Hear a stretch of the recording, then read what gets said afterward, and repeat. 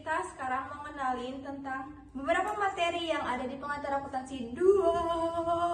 Oke guys, jadi materi yang pertama ada petty cash. Petty cash itu adalah dana kecil yang disimpan dalam bentuk tunai untuk membiayai pengeluaran kecil dan tidak terduga dalam suatu organisasi atau perusahaan. Dana ini biasanya digunakan untuk membayar biaya-biaya kecil seperti biaya perjalanan, biaya makan, atau biaya lain-lain yang tidak dapat dibayar melalui proses pembayaran normal. Petty cash biasanya dikelola oleh seorang petugas yang bertanggung jawab untuk mengisi dan mengawasi penggunaan dana tersebut. Kedua, rekonsiliasi bank. Rekonsiliasi bank adalah proses membandingkan catatan keuangan internal perusahaan dengan laporan bank untuk memastikan.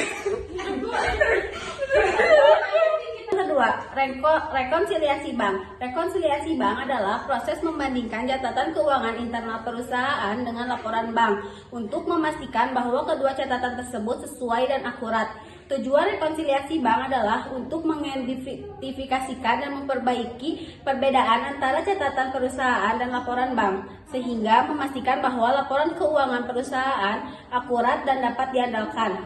Proses ini melibatkan pencocokan transaksi, penyesuaian kesalahan, dan penghapusan item-item yang relevan.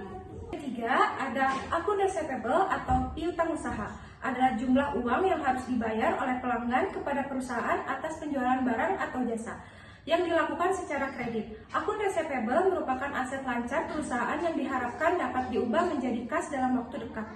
Perusahaan perlu mengelola akun receivable dengan baik untuk memastikan bahwa piutang dapat ditagih dan diubah menjadi kas secara tepat waktu. Keempat, notes receivable adalah piutang yang didukung oleh dokumen resmi seperti promise atau wesel yang menyatakan jumlah yang harus dibayar oleh debitur kepada perusahaan pada tanggal tertentu. Note receivable memiliki jangka waktu tertentu dan biasanya memiliki bunga. Ini dianggap sebagai aset perusahaan yang dapat diubah menjadi kas pada saat jatuh tempo.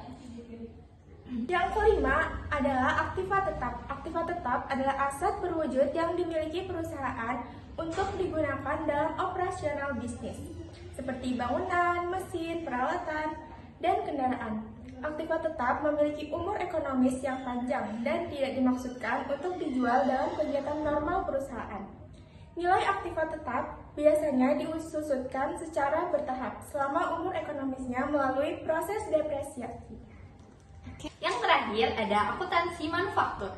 Adalah sistem akuntansi yang digunakan untuk menghitung biaya produksi dan mengelola proses produksi dalam perusahaan manufaktur. Ini melibatkan penghitungan biaya bahan baku, tenaga kerja, dan overhead pabrik.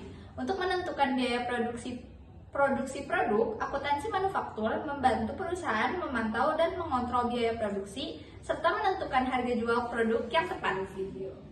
Sekian dari kita, terima kasih dan semoga paham!